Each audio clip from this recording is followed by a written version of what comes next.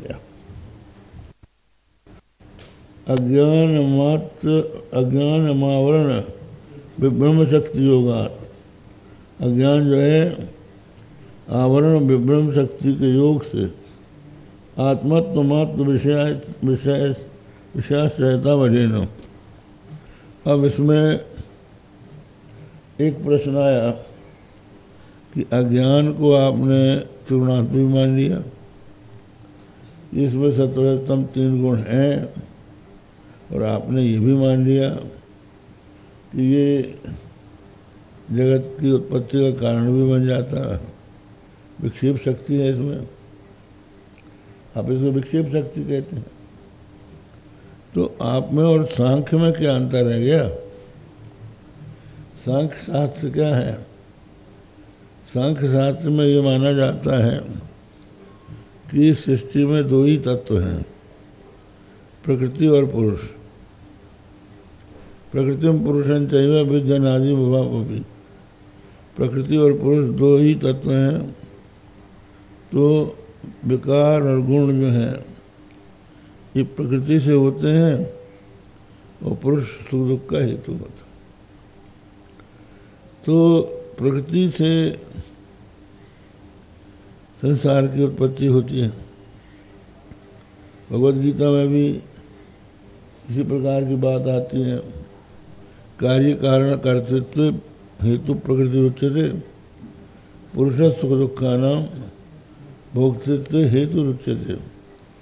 कार्य कारण के कर्तृत्व में हेतु प्रकृति है, और पुरुष जो है जब प्रकृति संसार बना देती है उसको देख के मोहित हो जाता है, तो अपने आप को प्रकृति के साथ जोड़ लेता है। इसके सुख में सुखी, उसमें सुख में दुखी होने लग जाता है। इसको कहते हैं विवेकाग्रह। विवेक माने पृथक्करण, पुरुष को प्रकृति से अलग न कर सकना, ये विवेकाग्रह है। इसके कारण ये मोहित हुआ गया है। जब विवेक हो जाता है, प्रकृति को पुरुष से अलग समझ लिया जाता है, तो प्रकृति जो है वो पुरुष का साथ छोड़ देती है, और इसी को मोक्ष कहते हैं। और उन लोगों ने पुरुष को अनेक माना है।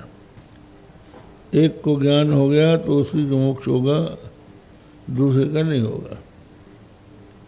इस तरह पुरुषों का अनेकत्व, प्रकृति का सत्यत्व, ये उन लोगों ने माना है। तो अब सांख्य शास्त्र से आपका क्या मतभेद है वेदांत का?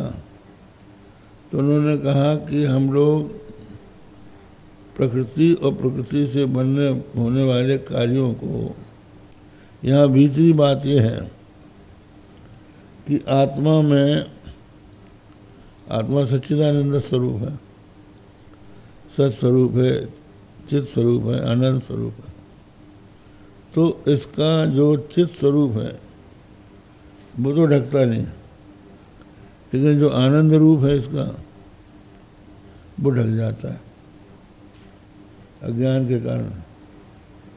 तो उसके ढक जाने से ये आत्मा अपने को दुखी सुखी मानने लगता है, और विक्षेप हो जाता है अज्ञान से। अपने स्वरूप में जो अज्ञान का अंश है, अद्वितीयता है आत्मा की, वो भी ढक जाती है। तो उसके ढक जाने से पराग विवर्तई, जो बाहरी विवर्त हैं, जगत, जीव और ईश्वर, इनके भेद से युक्त ये दिखाई पड़ने लगता है, जो कि मृषा है। ये हाँ बताया उन्होंने। अब इसकी पंक्तियां यही हैं। चैतन्य मात्रम यो विषय तदाश्रय ऐसा वडेन इत्यर्थ, अथवा वक्षमान रीत्या अधिष्ठानावरण विक्षेपित्वम जो रीति बताएंगे, अधिष्ठान का जो आवरण है वही विक्षेप का हेतु है। एवं च उभयमपि हेतु इति उत्पादानम, दोनों ही प्रकार से आश्रयता या विषयता, इससे विक्षेप का वो हेतु होता है, और ये अज्ञान ही उसका विक्षेप का उपादान है। प्रत्यक्ष स्वरूपम प्रत्यगात्मनो, प्रत्यगात्मा का जो है ज्ञानादि साधक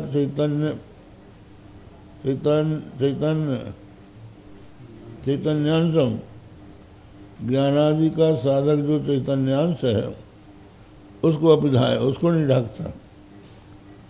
अनाच्छाद्य प्रत्यंचम पराग विवर्तई, जो प्रत्यक है उसको पराग विवर्त माने जीवत्वादि विवर्तई, जीवत्वादि के जो विवर्त हैं उनके द्वारा विक्षेप प्रतिष्ठति संबंध।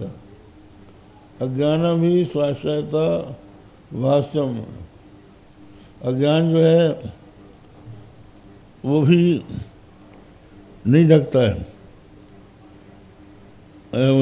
अज्ञान जो है वो आत्मा के द्वारा अभाष्य है।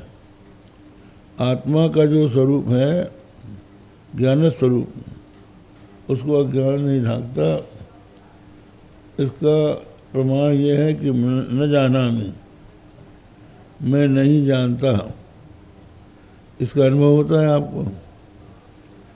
तो हम ब्रह्म न जानामि, मैं ब्रह्म नहीं जानता, ये न जानना किसके द्वारा जाना गया? तो जिसके द्वारा ये जाना गया वो तो अज्ञान नहीं, वो तो अभी ढका नहीं है। तो चैतन्य को वो आच्छादित नहीं करता है। इसी से प्रमाणित होता है कि वो अज्ञान का भी अवभाषक है। न जानामि इति तदनुभवात्, ये अनुभव है। अवभास का तो प्रकाशमान में वेती, जो प्रकाशमान होगा वही अवभाषक होगा। इसलिए अज्ञान का आश्रय चैतन्य जो है वो अनावृत है। एवं च अज्ञानम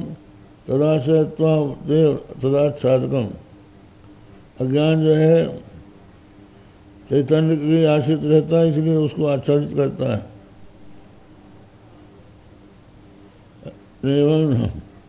एवं च अज्ञानम तदाश्रयत्वादेव तदाच्छादकम न भवति इत्यभिप्रेतम एवं मुक्तम।